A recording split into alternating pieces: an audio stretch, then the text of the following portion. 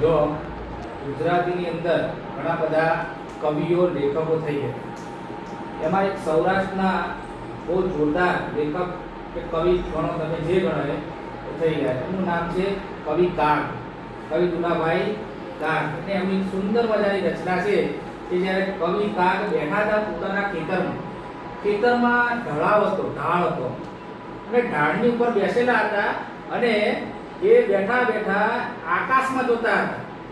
તો આમ બેઠા બેઠા આકાશમાં જોયે તો આપણને વિચાર આવે કે આકાશ કેટલે સુધી લાંબુ હશે, ઊંચું કેટલું હશે, ક્યાં એની સીમા પૂરી થઈ જતી હશે, આનો અંત ક્યાં આવતો હશે.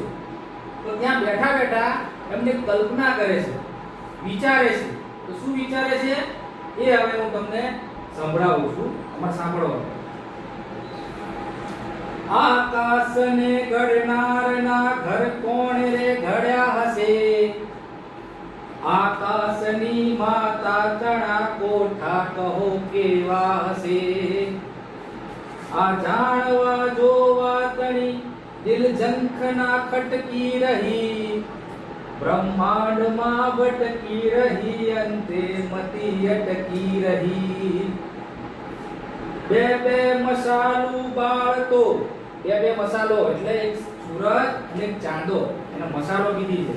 બે મસાલો બાળતો વળી બાળતો જોતો હશે, અજવાળતો અંધારતો ઊભો મસાલી ક્યાં હશે.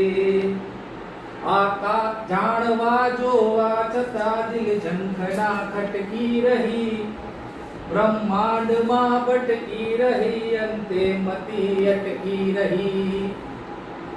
પછી દરિયાને કહે છે, દરિયાનો વિચાર કરે, એની કલ્પના કરે છે. દરિયો તો ક્યારો છે, નાનો દરિયો ક્યારો કીધો છે. દરિયા તણો ક્યારો કર્યો, કૂવો કહો કેવો હશે.